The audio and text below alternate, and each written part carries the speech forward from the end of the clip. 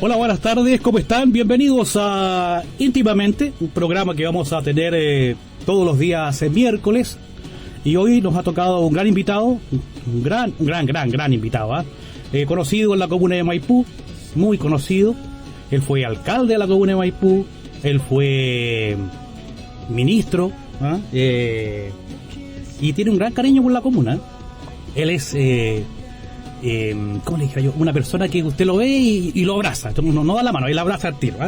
Nos referimos a don Alberto Undurraga, que está candidateándose para diputado del Distrito 8, que es un distrito inmenso, ya es una cosa realmente grandiosa. Él es Vicuña, por este caso, si alguien cree que es pariente de Vicuña, puede ser, Él es Alberto Undurraga Vicuña. Buenas tardes, Alberto, un gusto en saludarle. Hola Mauricio, muy buenas tardes, gracias por esta conversación. Qué bueno que me dijiste Alberto al final, porque cuando me dijiste don Alberto, yo dije, no, Alberto solamente como me pusieron mis padres cuando nací hace algunos años. Así que un gusto conversar contigo, Mauricio, aquí en Radio Pajarito. Gracias. Quisiéramos saber qué pasa con con su conglomerado, Alberto, porque se ha ido digregando poco a poco, haciendo que fue una de las grandes fortalezas o bastiones en Maipú la democracia cristiana, pero se nos ha ido mucha gente al lado oscuro. Como le decía fuera de micrófono, se fue Mariana Elwin, Sichel, que bueno, antes era Iglesia y ahora se llama Sichel. Ha recorrido todo el espectro político, pero siempre hacia la derecha. Tuvimos a Rabinet, que también fue alcalde del primer gobierno de Piñera. Y así, ¿qué pasa con la democracia cristiana, Alberto? Yo creo que en general los partidos, Mauricio, están en crisis, ¿no? Los partidos tradicionales, los partidos antiguos tienen alguna crisis y la democracia cristiana le pasa un poco eso también. Y yo creo que hay que hacerse la pregunta respecto a cómo se vive con esa crisis, porque yo creo que es bueno para la democracia que existan partidos políticos. Hemos visto cómo los partidos políticos se les critica, pero tienen una cierta regulación en la ley. A veces hay gente que inventa enfermedades o saca firmas con notarios que no existen o que han fallecido y la verdad que no tienen ninguna regulación. Entonces yo creo que el desafío que tienen los partidos tradicionales es ver cómo se readecúan al nuevo tiempo, cómo se modernizan en su discurso, cómo se modernizan en sus relaciones internas y cómo se modernizan en sus relaciones con la comunidad. Y yo creo que eso pasa con la democracia cristiana también. La democracia cristiana, que ha sido importante en la historia de Chile, ha generado cambios significativos. Hoy día vive una crisis en ese sentido y más allá de que tiene liderazgo importante, Claudio Rego, gobernador de la región metropolitana, Yana Proboste, que es candidata presidencial, más allá del liderazgo importante, creo que tenemos que ver cómo transitamos ese espacio político, ese espacio de representación de quienes queremos cambios profundos en la sociedad, pero queremos que se hagan de la misma forma en paz y sin violencia, cómo ese mundo transita y quién sabe si en unos años más esto se convierte en un nuevo conglomerado, un nuevo referente, un nuevo partido. Así es, efectivamente. ¿Y con quién va en la lista a diputado, Alberto? Bueno, somos la lista del nuevo pacto social, que nuestra candidata presidencial es Yana Proboste, y es una lista entonces que tiene todos los partidos independientes que apoyan a Yana Proboste, y mi compañera específica de lista es Claudia Acevedo. Claudia es de Lampa, es una dirigente, profesora de Lampa con mucho prestigio y que ella va a hacer campaña junto conmigo. La comuna de Maipú y principalmente el Distrito 8, que es un inmenso territorio, una cuestión tremenda. Yo no sé cómo lo alcanzan los parlamentarios a recorrer la semana distrital, porque tenemos Lampa, Tiltil, que son comunas que están bien afectadas por todo lo que es el agua. Y sin embargo, acá en Maipú también teníamos problemas del agua porque estaba mal administrado, pero tenemos una gran deficiencia, y usted como ministro de Obras Públicas, ex ministro de Obras Públicas en el tiempo de la presidenta Michelle Bachelet, en su primer periodo, o segundo periodo me parece. Segundo periodo. Se vio que hay una gran hay una gran, ¿cómo le dijera yo?, necesidad de parte de la gente de estructuras viales y estructuras, por ejemplo, colegios, puentes, caminos, un montón de obras de gran envergadura, porque el Ministerio de Obras Públicas es uno de los ministerios que tiene plata. O sea, yo he visto unos manejes que, ¿para qué le cuento? ¿Ah? Sí, vamos por parte. Primero el agua. El año 2015, hace ya 6 años, ingresamos al Parlamento una indicación sobre un proyecto que ya venían discutiendo algunos diputados para que el agua sea un bien nacional de uso público, para que el agua fuera un derecho humano, para que el agua tuviera uso prioritario para el consumo humano, para que el agua se cuidara las distintas cuencas. ¿Qué significa esto? Los distintos lugares, los distintos ríos, los distintos lugares donde está el agua, y para que después de eso se diera el uso productivo del agua. También era una regulación de los derechos de agua. Bueno, eso nos costó mucho aprobarlo. Los diputados de la derecha se opusieron al Parlamento a buena parte de estas cosas que estoy diciendo. Nosotros decíamos que el que no ocupa el agua tiene que devolverla a la cuenca, tiene que devolverla al río, de manera que no haya especulación con el agua. Bueno, eso recién hace unos meses se aprobó en el Senado. Y yo creo que lo que tenemos que hacer es, ojalá los constituyentes puedan incorporar en la Constitución que el agua es un derecho humano y tiene un uso prioritario, que es el consumo humano, y que eso esté incorporado en la Constitución. Y de ahí para abajo se derivan las distintas leyes que hay que hacer en el Parlamento, que yo espero hacer como diputado, ¿no? Leyes que en Maipú, por ejemplo, protestan del agua 100% municipal. Eso es importante. Pero que de la misma forma hagan respetar los distintos dictámenes cuando está cerrada una cuenca específica y no se puede sacar más agua, que no venga una empresa y saque más agua. Y en el caso de Colina y Tiltil, en el sector norte del distrito, los problemas también existen, son de otra naturaleza, pero son problemas de agua. Entonces, finalmente, yo creo que en temas de agua, creo que es una de las prioridades, no solo en el distrito, sino en el país completo. Uno ha visto al superintendente de servicios sanitarios donde de vez en cuando dice cuidado que estamos con riesgo de racionamiento en algunas ciudades. Eso da cuenta de que tenemos que ocuparnos, no solo preocuparnos, ocuparnos con marcos normativos que sean más justos, con priorizar el consumo humano, y de la misma forma ocuparnos en que se siga invirtiendo para que se asegure el agua a todas las chilenas y chilenos, y particularmente en lo que yo hoy día estoy representando o espero representar, a todos y todas quienes viven en Maipú, en Cerrillo, en Estación Central, en Pudahuel, en Quilicura, en Lampa, en Colina y en Tiltil. Eso respecto al agua. Y respecto a las obras, bueno, las obras, como toda inversión, son importantes para Chile, y el cuidado que hay que tener es que sean justas también y que cumplan con toda la normativa ambiental, y que sean respetuosas del medio ambiente, eso en general para las obras. A esta hora de la tarde estamos conversando con Alberto Undurraga, exalcalde de Maipú, exministro de Obras Públicas, y ahora candidato a diputado por el Distrito 8. En el Distrito 8 tenemos varios problemas graves, sobre todo en la comuna de Maipú, Estación Central y Cerrillo, que son los campamentos, que están emplazados en terrenos que no son aptos para la vivienda. Se había dicho de que había de ser un catastro con todos los terrenos que hay para que poder seguir construyendo obras sociales. ¿Ya? ¿Eso es una política de Estado que hay, o no existe esa política para construir obras sociales con la celeridad que está proliferando la población?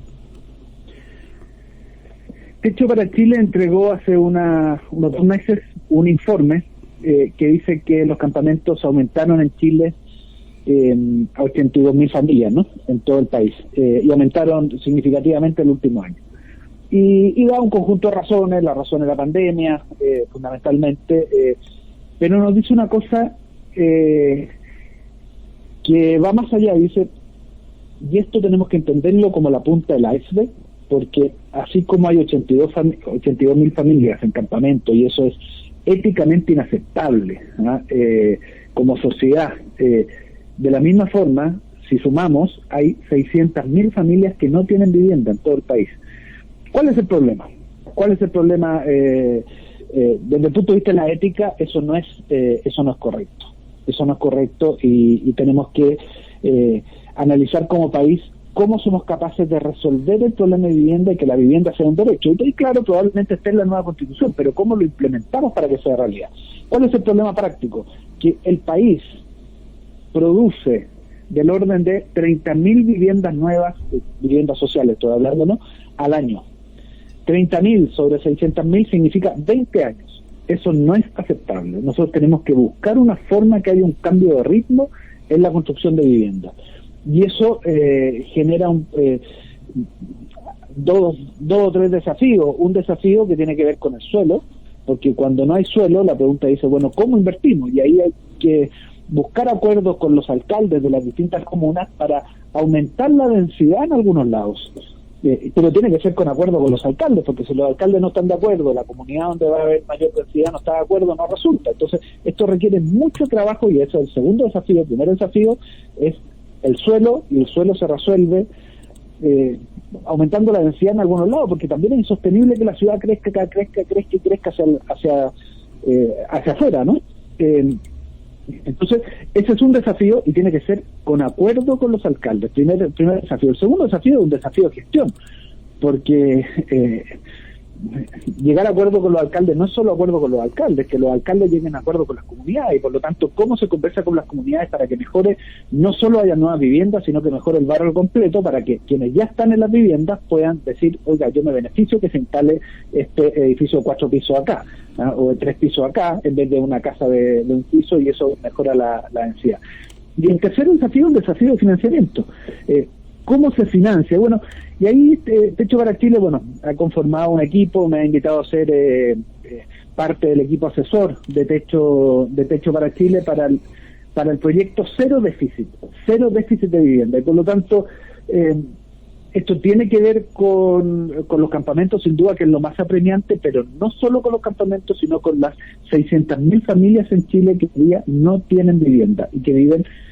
82.000 de ellas ya han llegado, pero el resto, poco más de 500.000 familias, 82.000 en campamento, y el resto, poco más de 500.000 familias de llegado en distintos lugares de Chile. Entonces, este es un problema social que tiene características éticas, porque no es aceptable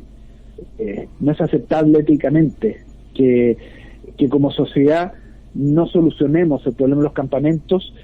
Tiene características éticas, porque el derecho a la vivienda es un derecho, y no solo para quienes viven en campamentos, sino que también para quienes están hoy día en condición de allegados, pero también tiene características prácticas de cómo resolverlo. Y para ello tiene que haber un gran acuerdo, porque no se resuelve en 4 años, no se resuelve en un solo gobierno. Techo para Chile lo que está planteando es una solución hasta el año 2030. Y bueno, estamos en ello. Me han convocado a participar en ese equipo y estoy trabajando con ellos para ver cómo podemos resolver el problema y la situación de quienes viven en campamento, pero también la situación de quienes viven como allegados. Sí, yo me acuerdo de cuando uno era chico, yo era chico hace harto tiempo ya, siempre se anhelaba tener una casa, pero hoy día hay una burbuja inmobiliaria inmensa, que es imposible comprar casa. Uno decía antes, es más difícil comprar un auto que comprar una casa, decía antiguamente, pero ahora la cosa es al revés. Pero hoy día es difícil comprar una casa porque el producto de la escasez de terreno, las propiedades han subido un valor enorme. Entonces, ¿esto por qué es relevante? Porque uno al momento de analizar las posibilidades masivas de poder dar solución de vivienda, uno considera el valor de las casas versus el valor de los salarios. Y cuando los salarios suben, pero suben poco, y las casas suben mucho, la verdad que eso significa que son más caras.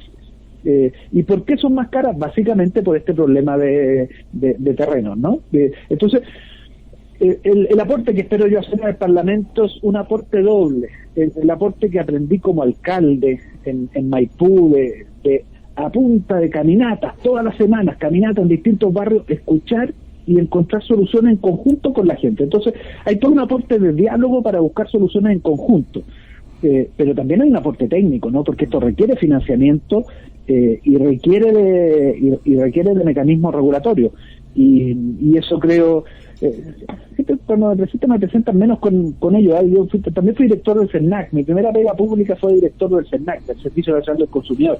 Hicimos la ley de los intereses colectivos, que justamente es la ley que permite hoy día hacer las defensas masivas, que es la ley, creo yo, una de las leyes más importantes que hay hoy día en la protección al consumidor en Chile.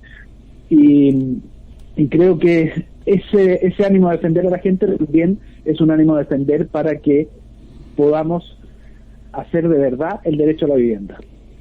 En Maipú tenemos varios problemas. Uno de ellos es que la última semana ha estado dando que hablar son las plantas de tratamiento de agua servida, porque ya existe una de parte de Aguas Andinas en el sector de la Farfana, y hoy se quiere emplazar otra planta de tratamiento de agua servida en el mismo sector. Los vecinos se han visto bastante afectados porque el problema de los olores, de los riles que producen durante el verano, y otro de los grandes problemáticas es el famoso oleoducto de Senacol, que va a pasar por zonas habitadas. Mira, los proyectos de inversión tienen que tener dos características, creo yo. Son necesarios los proyectos de inversión en general, pero tienen que tener dos características. Uno, que sean justos, y otros que sean respetuosos con el medio ambiente. Las dos características. Si alguna de esas dos características no se cumple, la verdad que ese proyecto de inversión no se debe realizar, o al menos no se debe realizar en ese lugar. Entonces partamos por lo primero. La planta de tratamiento Santa María, como se llama. Ese proyecto no es aceptable. No es aceptable porque no es aceptable otra planta de tratamiento más en Maipú. Alguien me dirá, es que sabe que el tratamiento de las aguas es bueno para el medio ambiente. Si yo no estoy en contra del tratamiento de las aguas, lo que digo es que no se haga en ese lugar, sino que se haga fuera y lejos de la ciudad.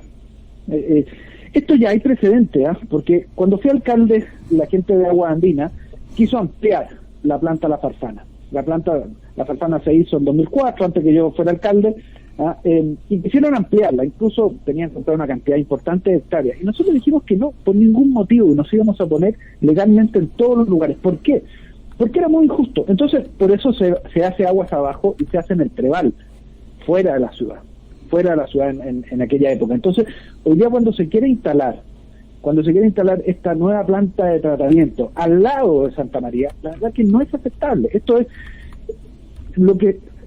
Si hay aguas que falta por tratar, cosa que yo dudo, porque yo creo que ya con la capacidad que hay en la Farfana y en el Trebal es suficiente, pero si hubiese que ampliar esa capacidad o hacerlo en otro lugar, aguas abajo, fuera de la ciudad, en ningún caso al lado de la ciudad. Dicho sea de paso, esto se repite también en Quilicura, es la misma situación. Entonces, no es aceptable porque no es un proyecto justo, Y lo mismo vale para el trazado del proyecto de Sonacol, ¿no? La verdad que ese proyecto no puede afectar a la comunidad. Yo espero reunirme con vecinos afectados o eventualmente afectados en las próximas semanas para escuchar más en detalle, pero es un proyecto que no puede afectar a la comunidad, y el trazado tiene que ser por un lugar que no afecte a la comunidad. Dentro de la comuna de Maipú, usted, como bien dice, yo lo he visto caminar harto, incluso por la Robert Kennedy lo he visto. Digo, ¿y qué anda haciendo Alberto Undurraga en Robert Kennedy? Entonces lo he visto caminando, porque yo lo he visto siempre en terreno, Alberto, yo no tengo nada que decir, lo he visto en las canchas de fútbol, allá en el parque municipal hace mucho tiempo, y uno de los últimos encuentros que tuvimos fue en el de, ¿cómo se llama?, en el Teatro Municipal de Maipú para el Día del Dirigente, cuando se hizo presente ahí en una ceremonia que hace tiempo no se celebraba. Sí, fue muy bonito reencontrarme con muchos dirigentas que, bueno, muchos nos estábamos reencontrando después de casi 2 años de pandemia, pero también con algunos de ellos me estaba reencontrando después de hace mucho tiempo, y fue muy bonito reencontrarme con ellos y ellas. Los dirigentes hacen una bonita labor, ¿no? Que es bonita y necesaria labor, que es representar a la comunidad a nivel local, a nivel de juntas de vecinos o a nivel funcional, de adulto mayor, de deporte, de medio ambiente, de clubes de jóvenes, clubes de mujeres, en fin, hay distintas funcionalidades, y creo que los dirigentes sociales hay que darle el mérito, porque, mira, ayer estaba en una reunión con un grupo de dirigentes que se habían ganado un proyecto que le va a permitir mejorar sus condominios. y la verdad que ese proyecto no se podría haber desarrollado si no es por los dirigentes. Entonces, dirigentes en este caso, un saludo a Mariela Córdoba, un saludo, gran dirigente. Y la verdad que ella lideró el proyecto y logra entonces que se puedan mejorar los condominios completos, en este caso sanitariamente. Se van a cambiar todas las cañerías internas de cada uno de los departamentos, se va a poner cerámica nueva, se van a resolver algunos problemas de filtración. Bueno, un conjunto de cosas que mejoran la calidad de vida. ¿Y eso qué lo logró? Un grupo de dirigentes y dirigentas, encabezado por Mariela Córdoba en este caso, y que postuló el proyecto y que finalmente logró los recursos para ello. Bueno, esto se nos repite en muchos lugares de la comuna. Y no solo en Maipú, sino que también lo veo en Cerrillo, lo veo en la Estación Central, en Pudahuel, en Quilicura, en Colina, en Lampa, Tiltil, ¿no? En cada una de las comunas uno lo ve, por eso quise estar en el Día del Dirigente y saludarlo y homenajearlos a los dirigentes y dirigentas de Chile. Ok, a esta hora de la tarde estamos conversando con Alberto Unturraga, ex alcalde de Maipú, ex ministro de Obras Públicas. Vamos a hacer una pausa, Alberto, y ya estamos de regreso aquí en Pajaritos FM. Vamos.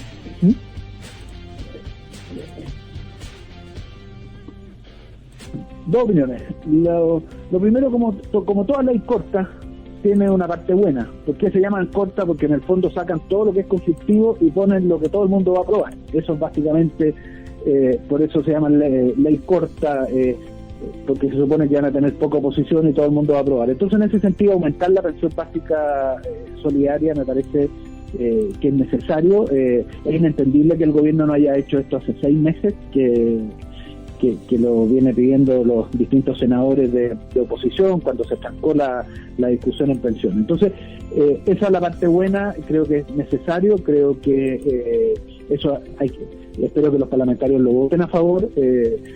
La pensión básica solidaria tiene que subir en Chile y la verdad que esa parte es positiva. Ahora, ¿qué es lo que encuentro negativo? Que es demasiado corta.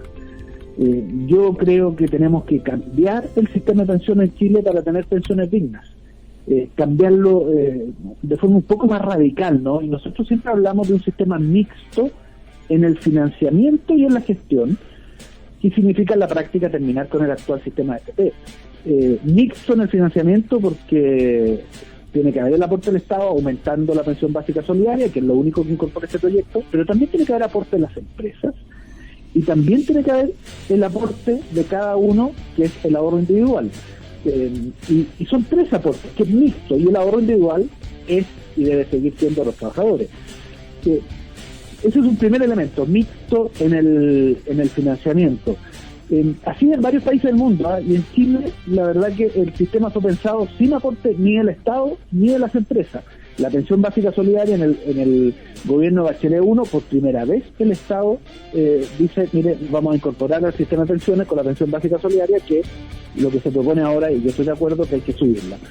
Pero las empresas todavía no, y eso tenemos que avanzar en ello. Ahora, en la gestión tiene que administrarlo, a mi juicio, un ente público, autónomo, así como el Banco Central, de manera que sea un ente público y no las AFPs quienes administren los recursos.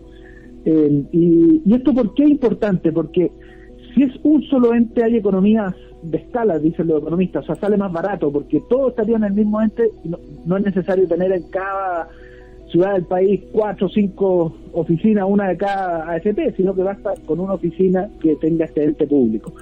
Ahora, ¿dónde se invierten los recursos privados, los recursos del ahorro? Porque la gente dice, ya, pero bueno, ¿dónde se van a invertir los recursos del ahorro? Que es una parte del sistema. Libre elección.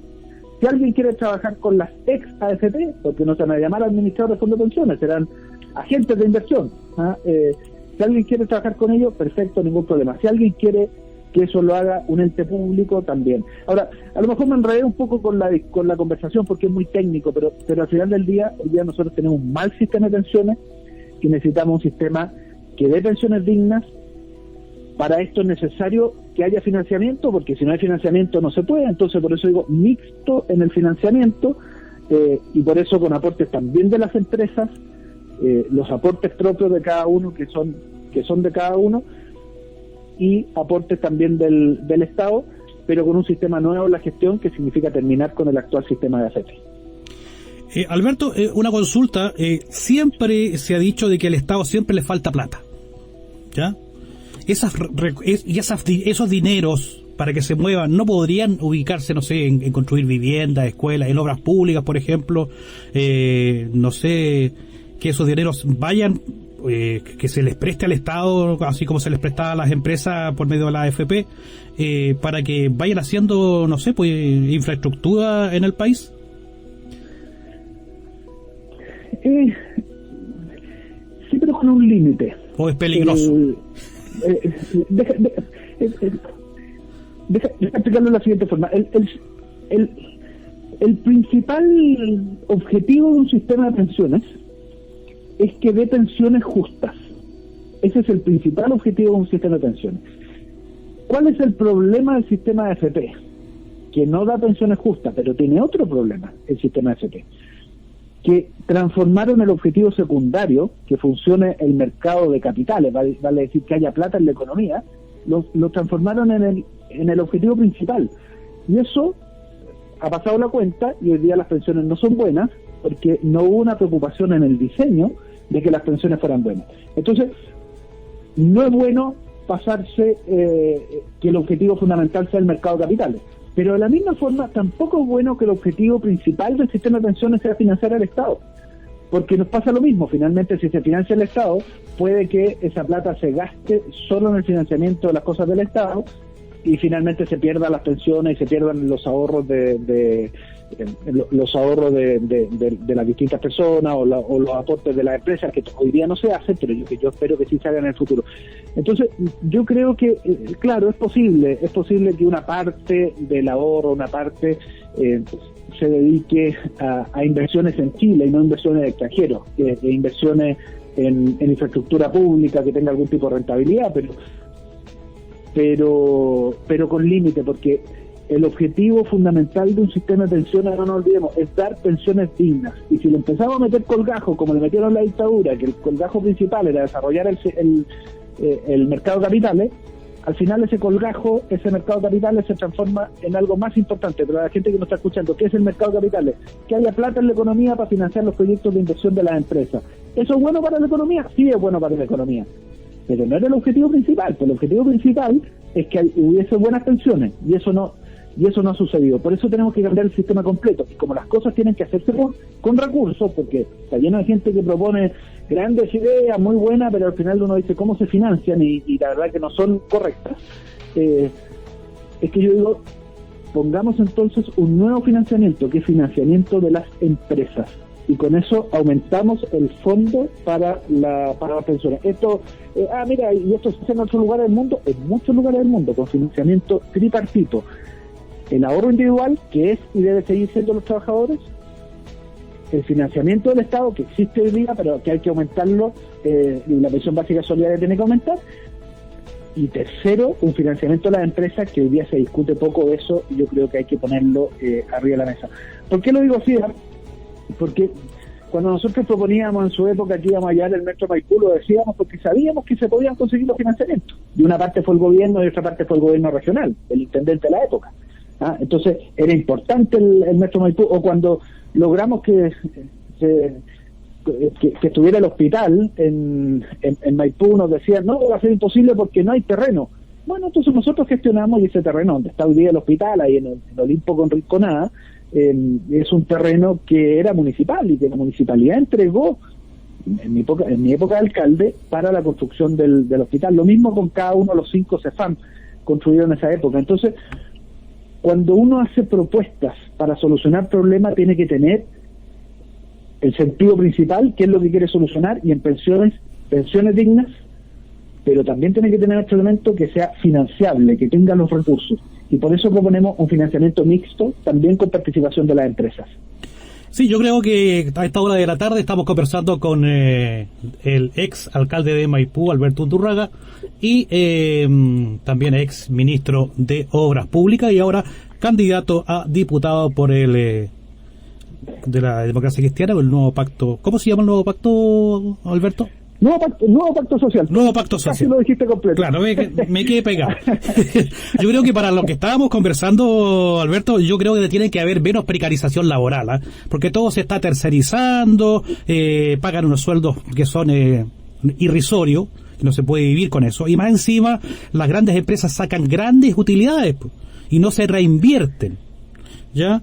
Se hizo lo que era la negociación colectiva, y resulta que ahí se les daba un porcentaje de las ganancias a los trabajadores, pero que eso vaya directamente al sueldo, porque si uno lo saca, puede estar toda la vida con sueldos muy bajos, al límite de la línea de la pobreza, y no vamos a surgir así, Alberto, y los ahorros van a ser mínimos. Súper de acuerdo, con ello. En el gobierno de Elwin fue el último gobierno que tuvo metas de sueldo, de aumento de sueldo mínimo. Los economistas no les gusta hablar de aumento de sueldo mínimo como meta, porque dicen que eso puede afectar la economía. Y yo desde la economía, porque también estudié economía, yo digo, pero mire, ¿por qué va a haber solo metas de inversión, de crecimiento, de inflación? Importante, podemos hablar de eso también, que conocemos poco en Chile la inflación, pero es muy grave cuando hay, y no va a haber meta de sueldos. Creo yo que los programas de gobierno tienen que tener también metas de sueldo, y eso es justo que se haga. Si queremos construir un Chile justo, eso tiene que ver con derechos sociales garantizados, en salud, en educación, en pensiones, en seguridad ciudadana, en comunas justas, en barrios equitativos, pero también tiene que ver en los salarios. Y otra cosa que se conversa poco, todavía hay una diferencia salarial entre hombres y mujeres, en contra de las mujeres, y eso también tenemos que igualarlo, exigiendo que sea a igual pega, igual paga. Sí, pues estamos en desmedro, ya no se gana lo mismo sobre una misma pega, justamente. Alberto, referente a la seguridad ciudadana, ha estado estuvimos encerrados con la pandemia, pero ahora queremos salir a la calle por las nuevas libertades, pero resulta que no se puede salir porque hay una escasez en Maipú de dotación de carabineros, y también hay una escasez de carros policiales. Cuando dicen, oye, que está pasando algo acá en Cuatro Poniente por dar un ejemplo, no, es que lo que pasa es que no tenemos carros, no podemos ir. Entonces, yo sé que eso depende del Ministerio del Interior, y que los alcaldes, por más que rueguen, no le van a hacer caso. O sea, no sé, yo supongo que el intermedio sería el gobernador en este caso. Pero legislativamente se puede hacer algo en esa línea, que es aprobar una ley de equidad territorial y que defina los distintos servicios en función del número de habitantes. Entonces eso obligaría a Carabineros, eso obligaría a la Policía de Investigación, eso obligaría finalmente a las inversiones en general a equilibrarse, porque si uno tiene menos carabineros por habitante o menos policía por habitante, evidentemente que tiene menos resguardo policial. Más allá del juicio que uno tenga respecto a la policía de carabineros en su conjunto, respecto al tema de cómo ha pasado a llevar los derechos humanos cuando se dedica al cuidado del orden público, y hay que hacer las dos cosas a la vez, el cuidar el orden público, pero el respeto y respecto a los derechos humanos, pero lo que tiene que ver con la labor policial antidelincuencia, se requiere distribuir de manera más equitativa las policías. Ahora, claro, uno lo está diciendo y lo va a decir el alcalde de una comuna, lo va a decir el alcalde de otro, la alcaldesa de otro, pero si esto no lo implementamos en una ley, la verdad que va a depender de la buena voluntad que tenga el general respectivo, y por lo tanto creo que tenemos que implementarlo con una ley de equidad territorial. Pero eso es un elemento de la seguridad. Hay otro elemento de la seguridad que es el combate frontal al narcotráfico. Hoy día el Ministerio Público, el Observatorio de Narcotráfico del Ministerio Público ha dado un par de noticias bien alarmantes. La instalación o el ánimo de instalarse de algunos conocidos carteles de narcotráfico mexicano en Chile, primera noticia. Segundo, la producción en Chile en mayores cantidades de de droga con producción en Chile, ya no solo lugar de paso, sino que lugar de producción, y por supuesto lo que uno nos dicen los vecinos en distintos lugares, y uno está ahí y están los fuegos artificiales en los distintos barrios, que es como distintas bandas narcos se toman el territorio, y por lo tanto aquí la lucha tiene que ser frontal en el territorio, pero también siguiendo a quienes lo financian, porque aquí si solo atacamos al territorio y no hacemos nada en quienes lo financian, bueno, finalmente se van a ir cambiando de un lugar a otro, y esto requiere un trabajo de inteligencia, un trabajo de aprender de las experiencias de otros países, porque la verdad que el narcotráfico le hace mal a los barrios, le hace mal a la familia, le hace mal a jóvenes que reclutan y familias que sufren con ello, y por supuesto le hace mal a la transparencia del país. Pasando a otro punto que también es importante, es la salud. Ya que estamos en pandemia, la salud, la garantía del IFE, la garantía del auge o del GES, y que una persona cotiza toda su vida, pero resulta que cuando ya está más viejo tiene problemas. Yo sé que ahora con el GES tiene la atención garantizada de hipertenso para arriba, hay montones de prestaciones que se están dando en salud pública, pero ¿qué pasa con las ISAPRE, con la discriminación que estamos hablando con respecto a la mujer? Que una mujer fértil, en edad fértil, es carísima en una ISAPRE. Una de las ideas que plantean los técnicos, y a mí me parece que es una idea justa, es tener un plan único de salud igual para toda la población, y eso sin duda que mejoraría las condiciones de acceso a salud de muchas y muchos. Eso es un elemento, ¿no? Pero hay otro elemento que tiene que ver con una urgencia. La pandemia ha hecho, por razones lógicas, que se haya retrasado la atención de muchas patologías, de muchas enfermedades, algunas que tienen que ver con operaciones, otras que tienen que ver con controles, y eso se requiere poner al día. No se puede de un día para otro, por cierto que no se puede de un día para otro, pero esto hay que hacerlo con premura. Los hospitales tienen espacio de pabellón, claro que tienen espacio de pabellón, porque la verdad que los pabellones tienen espacio ocioso. Cuando digo ocioso, no se ocupan durante determinadas horas, pero claro, hay que pagarle a los equipos de salud, a los médicos, a los anestesistas, a los auxiliares, a las enfermeras, a todo el equipo de salud, para que se pueda hacer un plan especial de ponerse al día con el conjunto de patologías. Estaba en la semana en un club de adulto mayor, una señora tenía un problema en la cara, de un carcinoma, que es un cáncer a la piel, que sí, que no produce metástasis hacia adentro, pero sí va afectando el lugar, ¿no? Y llevaba ya más espera de lo razonable, ¿no? Más espera de lo que se diría para una enfermedad de ese tipo. Problemas de cadera, la misma situación.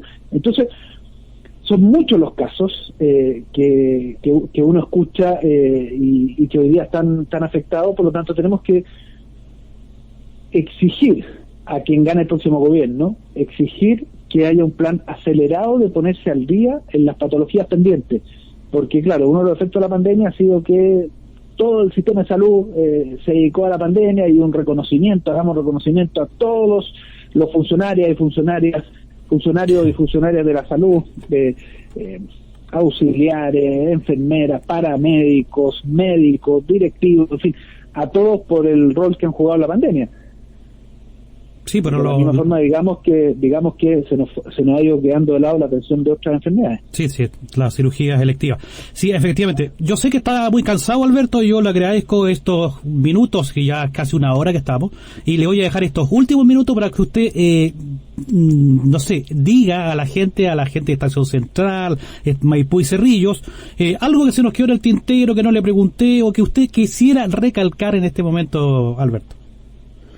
Quisiera recalcar que vamos a tener elecciones presidenciales, de parlamentarias y de cores, de consejeros regionales en noviembre, y en esas elecciones lo que está en juego es si somos capaces de construir entre todas y todos un país justo, un país donde se implementa la nueva Constitución, donde se implementan los derechos sociales garantizados y al mismo tiempo, junto con ello,